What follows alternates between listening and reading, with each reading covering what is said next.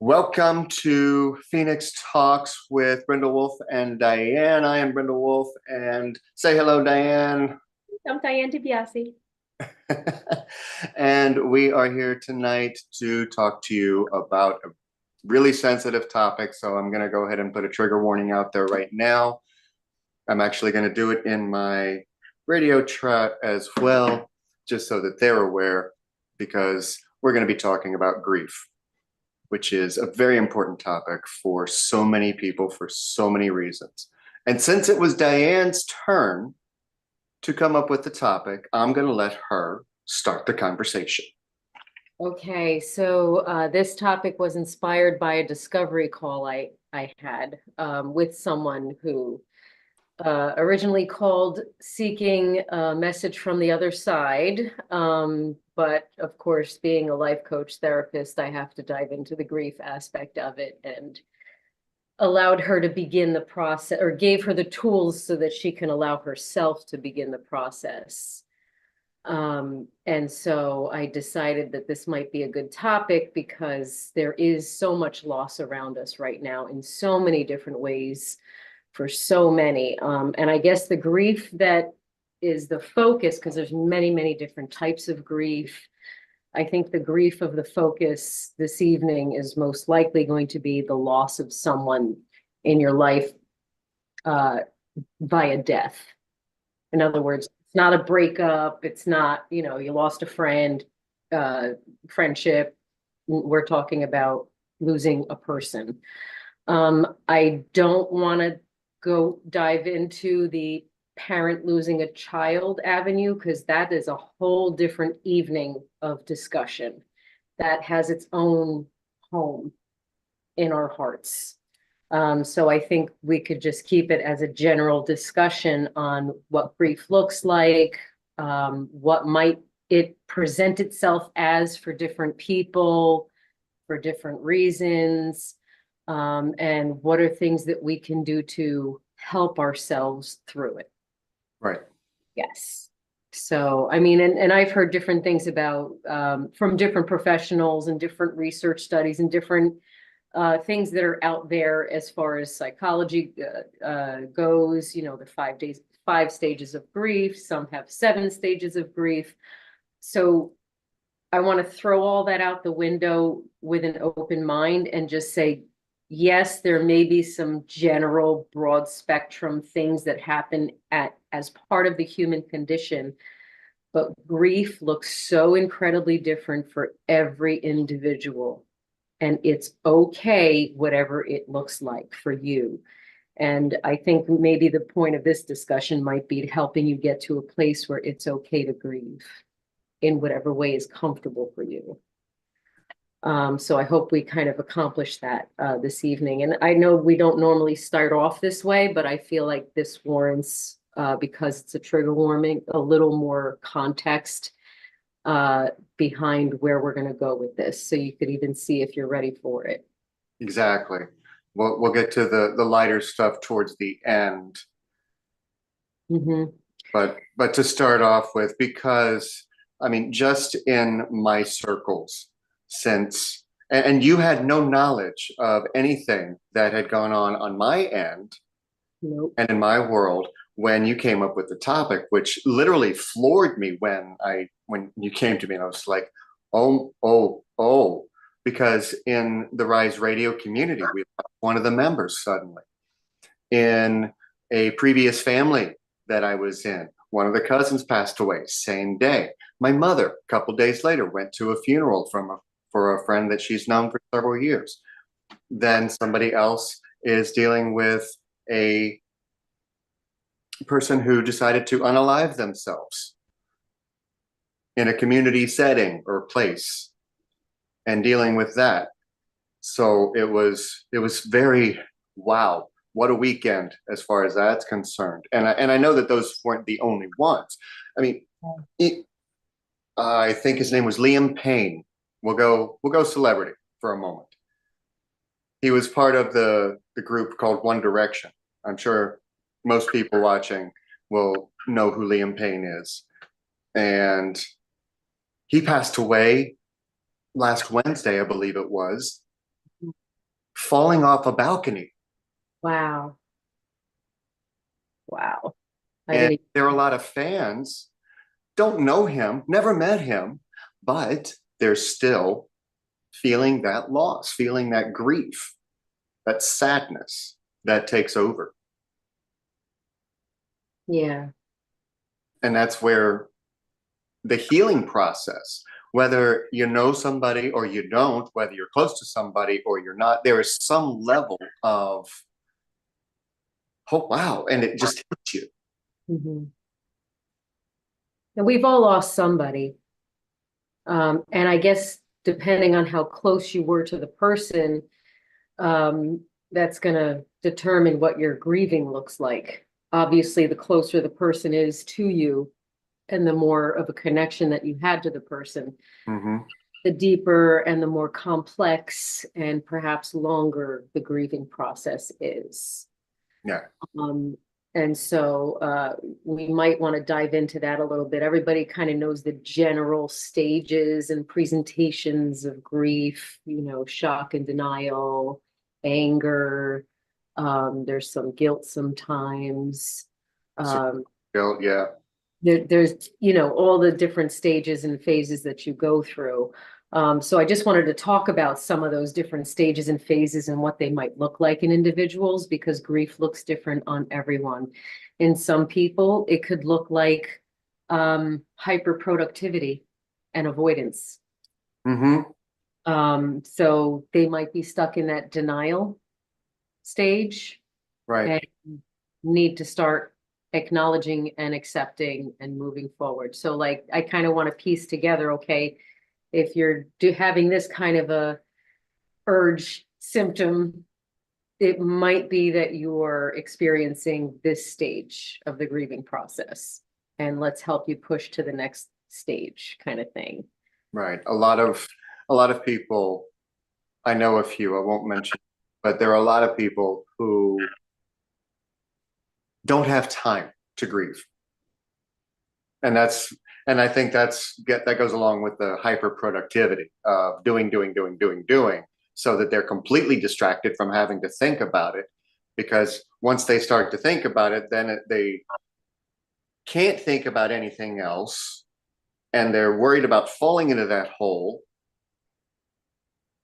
and they don't know how deep the hole is to allow everything to come up, Right. because they've pushed it away, pushed it away, pushed it away. And if you've been listening to any of our other conversations, pushing things down and compartmentalizing and then throwing things on top, it's harder to come out, and it's going to take a little bit longer, and it might hurt a little bit more. So if you're in the process of grieving and you find yourself almost immediately in the hyper productivity of doing, so that you're distracted, give yourself a break. Just take a moment, take a breath. If you feel the urge to cry, cry. So I do want to say that I don't believe that you don't have time to start grieving. I feel as though there is plenty of hours in the day when you allow yourself permission to start the process and just let yourself be human and allow it to arise when it arises naturally, without judging yourself and without being ashamed of having feelings. Right.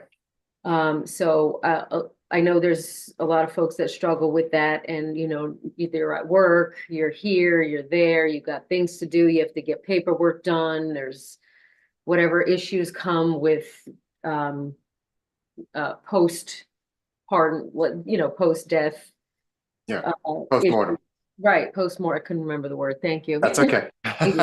Sorry. At least you can laugh at me in the moment. But the thing that happens is people get tied up in, I got to do this and I have to do that, and we have to sort out this and we have to sort out that, and they're not allowing themselves permission to start because they're giving themselves a mission, a purpose to fill a void and to feel like they're doing right by, or whatever you want to tell yourself for avoiding allowing yourself to acknowledge, because acknowledging that it's real is probably the hardest part of starting the grieving process, is you actually have to acknowledge that it's real and that it's here and that it happened. And now you have to acknowledge what life might look like without the person in your experience physically. Right. And And this is a point in life when the shoulds can feel like drowning. And I bring that up because I know some people watching this, either live or in the replay, may think that we are trying to pressure them into allowing the healing. Don't listen to the tone, listen to the guidance. And we are there is no pressure. That we're just literally going to offer some suggestions of things. So please do not take it directly personally that we are saying you got to get better. It's completely a choice. it is, and it's a process, and sometimes it could take a year before you're even ready to take that step. There is no timeline. Everyone No. is very unique and different. So if you're like, I don't want you judging yourself for where you're at in your grieving process. Right. You just have to let it be what it is and allow yourself permission to be it when you get to that point. Mm-hmm. You know, there's no timeline. But when we get to that point and we do accept the circumstances as they are and a new life, we have to create a new normal.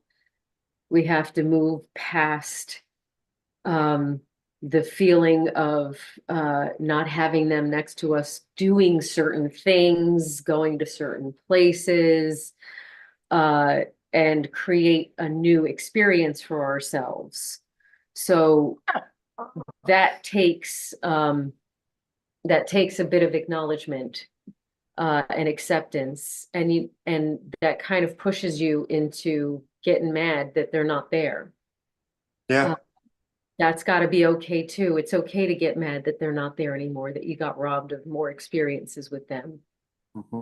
I mean, you've heard me talk about how when you're trying something new and you want to make a major change in your life, just to throw something positive in there real quick.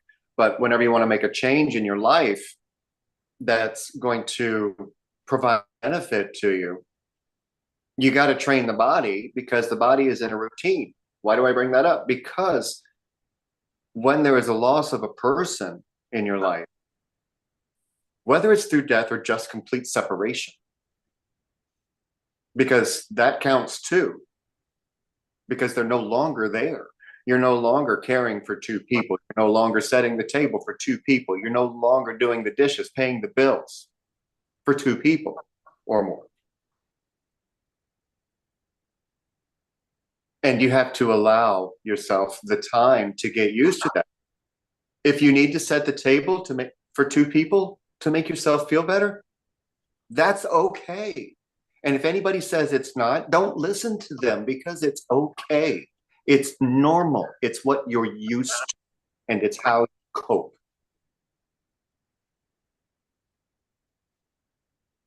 Yeah. And one day you will make the decision, enough. Because it will eventually turn in from a coping mechanism to, what am I doing? And then you'll start getting angry at yourself because you won't let go. Okay, well, don't get angry at yourself. Just decide. With that angry at yourself comes guilt, because sometimes depending on the circumstance, there's guilt involved. What if I this? What if I that? I should have done Right. this. I should have done that. And the anger gets redirected in different places. And I think that's something that is part of the process and hard to avoid. Honestly, you got to feel the full breadth of it. And I think what we have to do is just kind of remind you or help you on how to pull yourself out of that. Because it is going to happen. And again, it depends on the circumstance. This is such a general, because every situation is unique, and it's kind of hard to make a broad sweep with grief, but we're going to do our best to cover as I mean, much. there's a lot of black and white that'll help, Mhm. but there is no concrete, this is how to get through it. No, because you're your own individual and you're going to get through it the way is best for you. You Mhm. just have to let yourself. I think that's really the main point of all of this. You have to let yourself and not go by what it's supposed to look like or not look like. It really is different for everybody. Sometimes people fall into addictions because of grieving, Right. the grieving process, and then pull themselves out of it. It's just everyone's experience is different. And some people can move through it in a way that makes them seem cold and callous, like they didn't care enough, when the reality is they processed more than you'll ever know on their own, in their own way. Um, and they have a different perspective, perhaps, and a connection, perhaps, that surpasses the physical plane. So everyone is different. I'm just putting that out there so that Yes. you have examples of what different might even look like. Um, but with regards to coming out of feeling guilty or denial, um, it's something that you have to remind yourself that the it was going to happen regardless of whatever you did or didn't do. If someone is meant to go, and I hate to say this, but because you hear it sounds like a cliche, if it's your time, it's your time. It And might be cliche, but it's an unfortunate truth right, that a lot of people don't want to hear, especially if they're, and that's why I put up the trigger warning, because like I said, there's going to be some things said, and we're not saying them to be mean. It's just, we're not, we wouldn't be authentic for you mm, if we lied to you or painted it pretty. right. I mean, it's more, I mean, yes, that it is a hard cliche. At the end of the day, though, it helps with processing and understanding. We are all just here experiencing each other the way we're supposed to experience each other, whatever that looks like for each of us. And the gifts that we give each other or the lessons that we give each other whilst we're here is what it is that was meant to happen. So when that person is no longer here, it was their time. They've done their job with whomever in their experience they were meant to touch, inspire, piss off, whatever. Yeah. They did their job and they've moved on, even if it is a sudden death that was unexpected, Hmm. because even that experience is for the person, for the soul's understanding. Yeah. So the reality is it was their time, and there's nothing, it has nothing to do with you. What your focus can shift to is the gratitude and love and all the wonderful emotions that you had with the person, and allow yourself to shift into other stages, which ends up pushing you into depression because it's like you see how they all kind of blend into one another because of the Yeah. process. Uh, Sometimes they blend and sometimes they overlap. Sometimes Sometimes you skip you them. get over one process Hmm. and then you go to another process, and then the other process that you thought that you were through comes back, and It bleeds into one another, it and really does. however it flows, it flows. There's no order to this. It just flows wherever your emotions are at. So all we're giving you is examples of where you might be at or where someone might be at in your experience. Right. And I'll give you an example of how grief can be equated to a hormone that gets locked into muscles and into the body. The year after my father passed, I was in a good mental place. I was doing an event, offering readings, talking to people, and helping them along their way as best I could. Mentally, I was fine. but my entire body wanted to cry. My entire body just wanted to release. It remembered the day, even if mentally I was okay. And Mhm. that was a teaching moment for me years ago, that yes, your emotions do get locked into your body.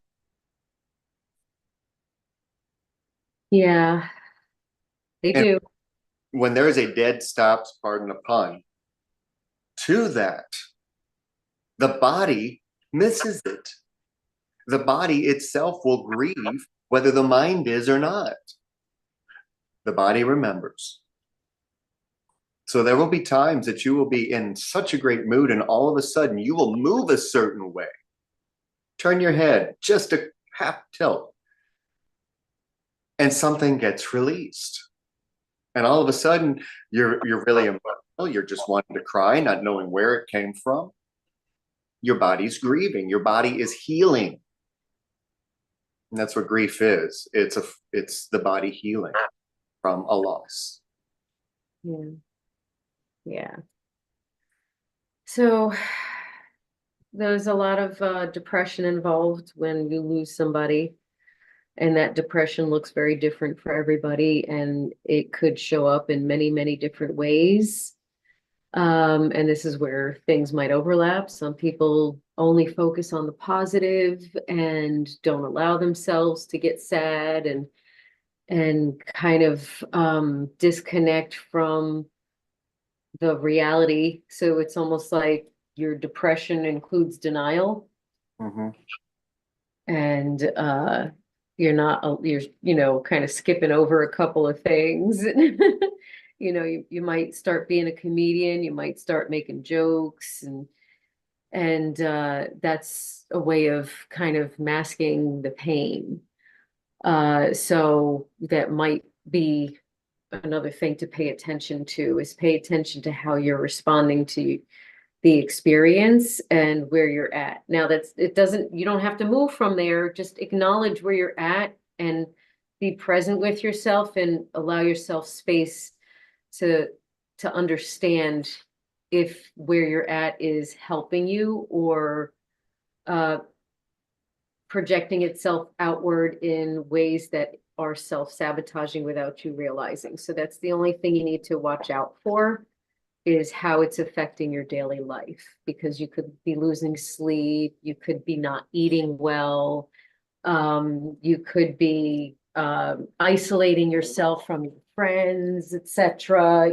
So pay attention to yourself and pay attention to your behaviors and your thoughts, and check in with yourself to keep yourself out of the deep waters per se, because that's where then you can get stuck in a cycle of very toxic and unhealthy behaviors towards yourself.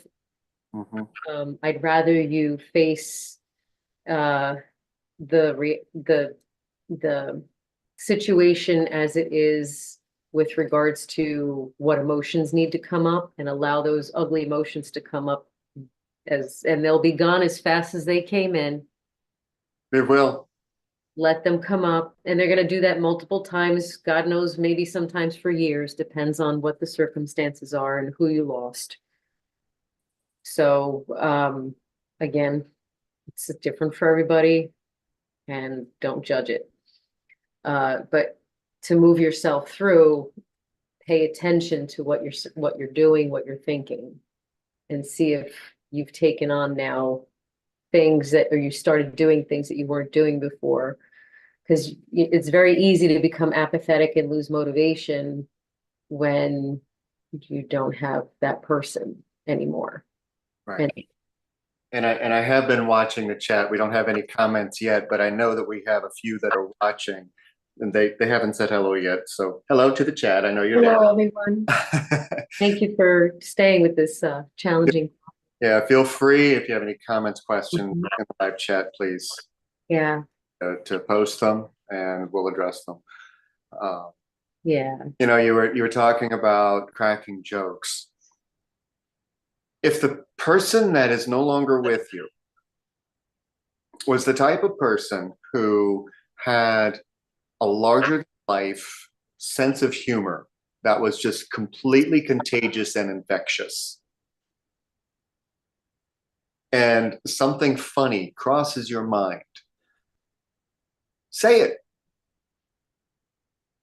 It's not too soon. Say it.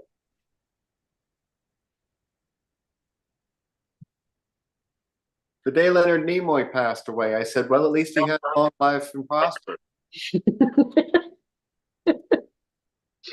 That's fun. Very clever. But humor is also very healing. Yes. Yes. So thank you. That is a distinguishing piece. Humor is also very healing. We just want to be careful that we're not using humor to avoid. Right. Use humor to honor their memory and honor the joy. Right. Yeah. Thank you for bringing that up, Micah. That's very, very important to distinguish that. I mean, Absolutely. I'm one of my defense mechanisms when I'm upset is humor, because Mhm. if I can make someone else laugh, and I usually won't, if I'm by myself, be cracking jokes or anything like that. But in the presence of others, in whatever mood I'm in, if bad one, grieving, whatever, I'll crack a joke because their laughter helps to snap me out of it.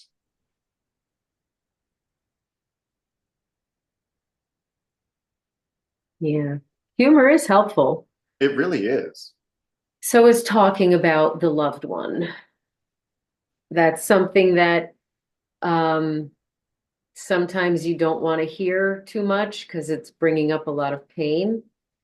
But I want to maybe suggest when you do talk about the loved one, set boundaries around what it is that you don't want to discuss, and you lead where or what the focus is of just talking about the loved one who passed. So like, because a lot of times when you're talking to people, oh, what happened, da, da, da, da, and you may not want to talk about all of that. Um, so you can set boundaries around that, and you can very respectfully and politely let people know, I'm not up to discussing that. However, I would love to talk about, remember that time that X, Y, and Z, you know, Mm-hmm. the funniest thing, or, whatever.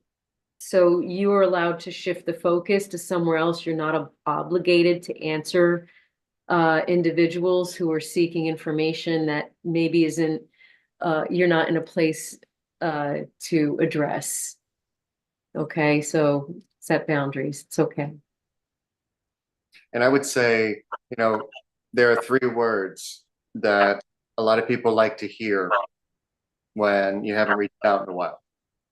These three words, when somebody has just lost someone else, can actually be the last thing that that person wants to hear. Those three words are, how are you? And that goes to the people who are trying to be there for the people grieving. Something funny going on with the sound while we're talking today. Oh, okay. Because I keep hearing myself through the speaker, but that's all right. Okay. I won't give the specific example, but somebody who lost someone recently was just so many people love dearly reached out. How are you? How are you? How are you? How are you? They would like, how do you think I am? Mhm. And for some people, that probably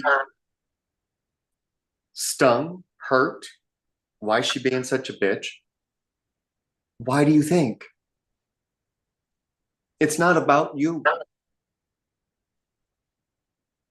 I mean, the grief is when somebody's experiencing grief, an extension of that is how they react, how they express themselves, how they respond. They may not be in a place where they can actually get a response without a reaction. And I'm not saying don't ask. I responded to this person, you do you. You know I'm here if you need me.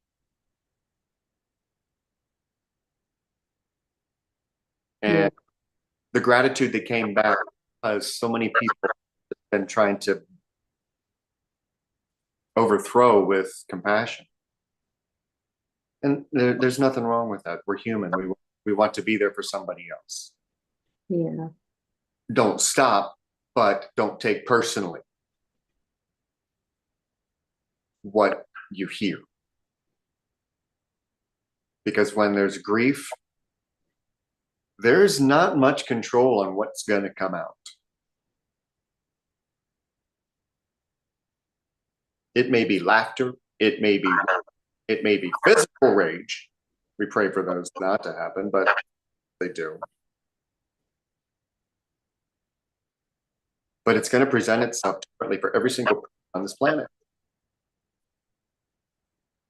Yeah.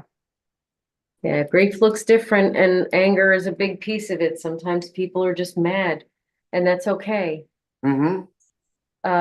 The thing that I would say is just to be consciously aware of yourself so that do not project on others, no matter what is happening in your life, including grieving.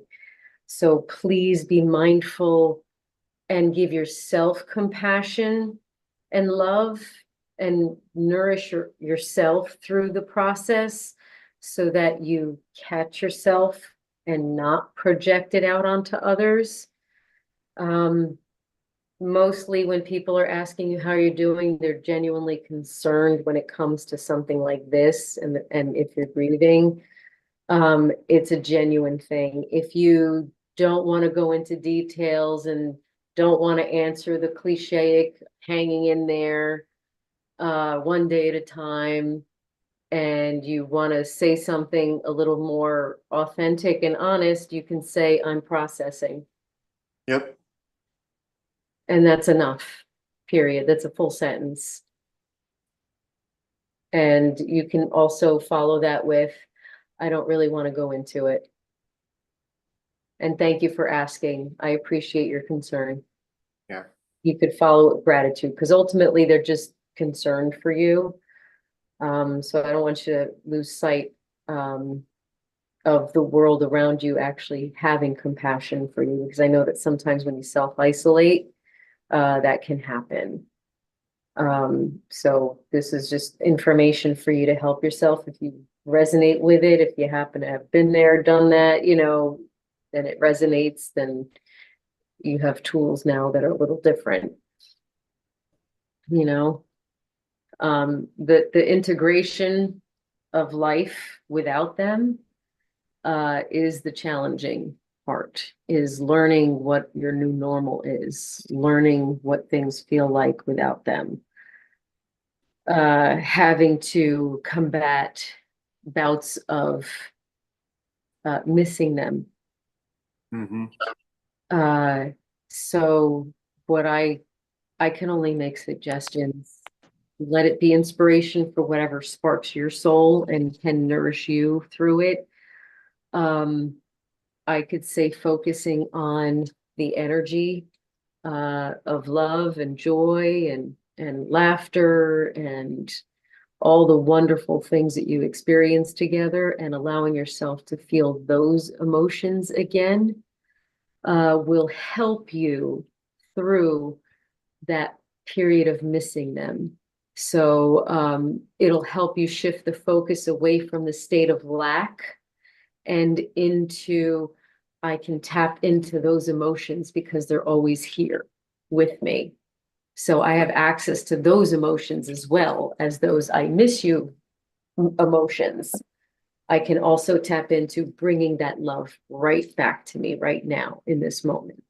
Right. So that's a suggestion, however that looks like for you. Some people want to do like a little ritual. Some people want to go to their favorite park and, you know, do something there, whatever it looks like for you, just let it be what it is, but that might be a suggestion for you to try to help with that. I just heard a phrase to share, and this might sting. Live because they can't. Mhm. That is a hard one. And a lot of people, I would have to say that one of the truest black and white that people have written about frequently is the year of firsts. I would have to say that that is probably the most common element of grief when losing someone is the year of first.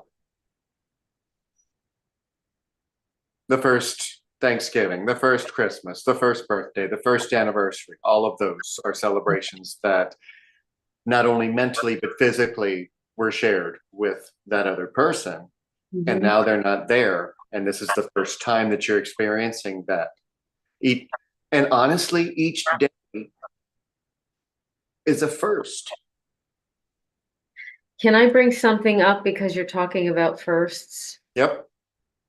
And I don't, this may be an ADHD brain thing, but there's also, if you happen to, if their pets outlived them and those pets are with you and that pet passes away, that's the first time you're losing something that was an extension of them and still part of them in your experience.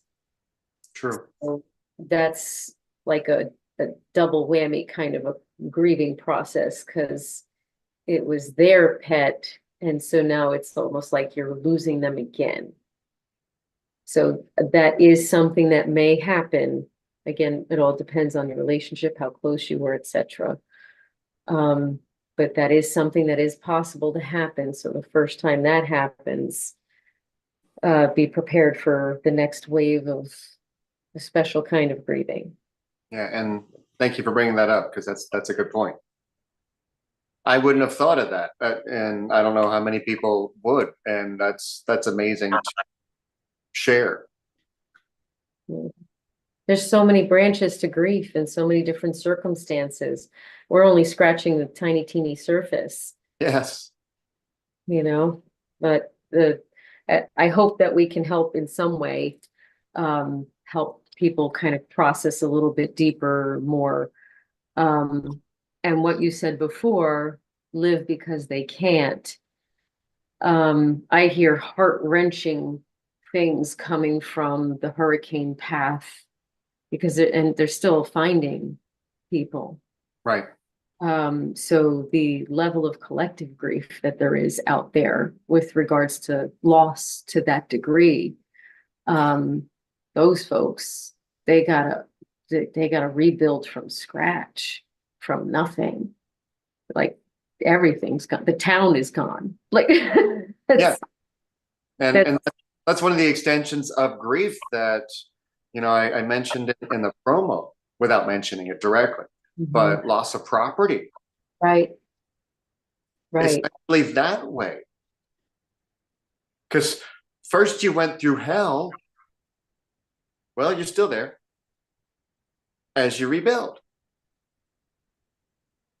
And again, it stings and people don't want to hear it, especially, or many people. I don't want to overgeneralize and assume, but most people don't want to hear you get to. Yeah, that's a challenging one that sometimes takes years to come to terms with. Mhm. And sometimes in the grieving process, you only get to terms with that because you decide you're doing it for the person who's not here. Right. Um, it, grief is a tough one because there's too many arms and branches to go into. And there's so many different circumstances Yeah. that really impact how your grieving process looks. So we can only go into the broad spectrum of things. And there are too many things about grief, the loss of a person, but like you said, there's also loss of a property, loss of a friendship, loss of a job, loss of a relationship. There's all types of loss, and grieving that has to happen Right. with loss. But when you lose a loved one, that's a special place. Yes. Um, And energetically, grief is a void that's created when you lose someone or something. There's a void. There's a hole because whatever you lost was in that place. The closer you were to it, the larger the void that's going to be left. And being careful of what you fill it with.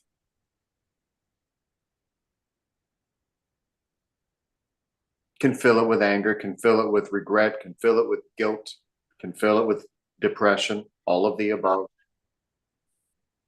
I would recommend filling it with love and compassion, lots of compassion for yourself, lots of love towards yourself, lots of love towards the individual that you love so much. Hang on to the feelings of joy, bring those to your forefront of your grieving process.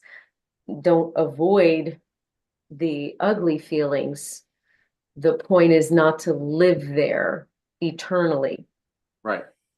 Stay there as long as you need to get it out of your system, but don't live there eternally. You have to decide, okay, I'm processing this and I'm feeling this so I can move forward whenever that is for me. And you'll know when that is. You'll know in your core when that is to move on to another pasture, if you will, in the process. You just got to follow yourself, trust yourself. I'm feeling a lot of anger, present and future, about a lot of things that we say here. Well, it's a touchy And subject. it is a touchy subject, and nobody's perfect in how it's presented. And it's bringing up the memories of that moment. Sorry. Yeah. And that's okay. It's okay to be angry at us. Please. Well, I don't want to make assumptions that people are angry at us because we Oh, think. I'm getting directly hit. Oh, okay, gotcha.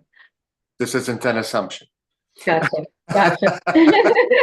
Got it. It's- Understood. but I Yeah. do know that a lot of people, when they lose somebody, they're wow, I just got dizzy saying this. The amount of anger that they feel, especially if there's any hint of get over it, move beyond. Why aren't you over this? How long are you going to hold on to? Whenever there's any hint of that in anything anyone does, they immediately go into shut down. Well, there is no getting over. No. You don't get over. You just process it and learn how to coexist with the new normal. You don't get over someone who leaves your heart and your experience.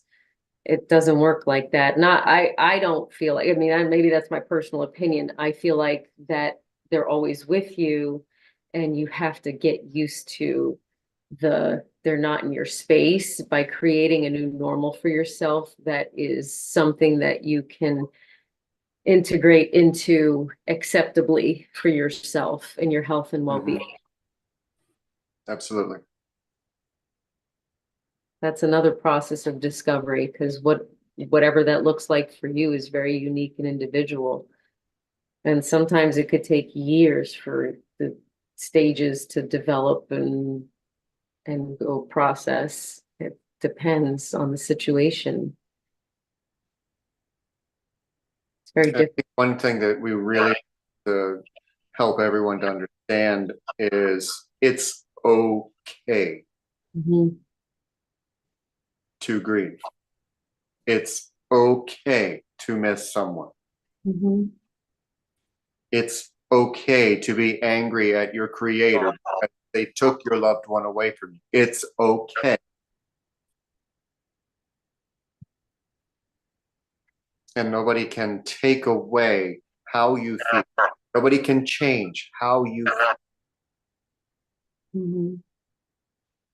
They want you to feel better. They love you so much. They want you to come out of this.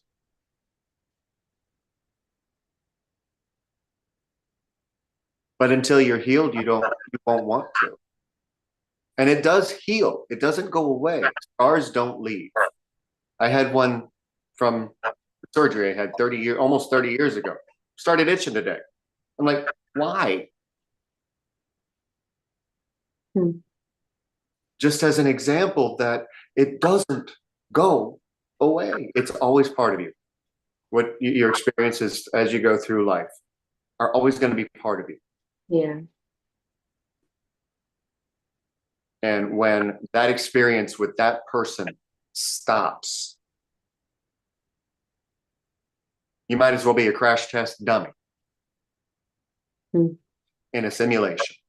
When I lost my best friend in 2016, I was talking to them every day. So having to learn how to exist without hearing their voice every day was probably one of the hardest things I ever had to do. And there are times today where I'm just like, oh, I want to call so bad Mm-hmm. and just blah, blah, blah, blah, you know. And I remind myself there we are all souls and energy, and we don't die. We are infinite. We're just borrowing time to have experiences in this plane. And I have access to her at any time with regards to what I'm feeling like I need to have. You know what I'm saying? Like if I need a hug, Yeah. I close my eyes and allow myself to feel her embrace and feel the love that she gave me. Um, it takes a long time. We're in 2024 now, and that was in 2016. Yeah.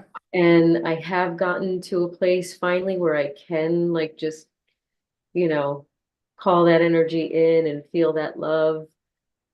But it really wasn't until I'm going to say last year that I could really get myself to do that. So however it looks, and it looks different for everybody. And um, that there's no, and that was a best friend. Yeah, I can't even, I mean, that's not even like an intimate partner, you know what I mean? So Yeah. Yeah. it's different degrees for different situations and circumstances. So, um, if we're saying something that resonates and perhaps maybe stirs some anger within you, then there may be some truth behind it that needs to be examined when you're ready to do so. Your soul will tell you, your intuition will tell you when you're ready. I wasn't ready for a long time to even acknowledge. Took me Mm-hmm. time. I got there. Um, but it was when my spirit told me, okay, I think we're good with that part now. We're not good with it, but we're at peace with it, that part. It's like obtaining that level of peace with each situation you have to learn how to navigate through to integrate now this new normal. Right. Like Sydney Banks keeps coming to mind talking about taking time because when his wife passed, he stopped all lectures, stopped taking phone calls, wasn't around anybody. He was like, I need to go away right now. I just need to be alone. and gave himself permission, the time. Now, you know, not everybody can just up and leave everything that they're doing. He didn't work except to give lectures, but 6 months later, okay, I'm ready now. Didn't mean that he stopped missing, or didn't mean that he had, didn't have any of these bouts of, God, why aren't you here? But he allowed himself the grace to heal. Some people it's a week, some people it's 6 months, some people it's the rest of their life. But they never get over it. Well, there is no getting over it. It's No. just learning to be at peace with specific aspects of the process as time goes on, and learning to integrate new things to assist you in having a new normal. Yeah. And I think on that note, Yep. So when you empty out that void and are refilling it, refill it with love, refill it with the compassion that others are trying to show you. yeah, Yourself the permission to feel again. And I mean on all levels, not just feel happy, feel. just feel sad, angry, pissed, whatever. It doesn't matter. No. Just feel whatever your body needs to feel, your heart needs to feel, your mind needs to feel, and allow yourself to give yourself compassion. Feel for yourself, give yourself a lot of love. Okay. And you can always access the love that you felt from them. That's never going away. No. And I believe this will be one of those rare times where I call out the topic for next week on air. We're going to continue next week talking about this, and we will move into a little bit touchier territory. Okay. And we will, as you had requested at the beginning, continue talking about grief and the loss of a child. Okay. Let's do it. We'll get this done and over. I don't want to put that tag on it, but it's one of those things where let's finish what we started today. Okay, let's do it. We could go on for hours. Yeah. I'm pretty full up. I'm thinking that you're pretty full up, and we're gonna call it for the night. Yeah. Hopefully we gave enough to help some folks through the process, or at least understand what's to be expected, or maybe understand themselves and what they might have already experienced. It doesn't matter. Just hope it helps.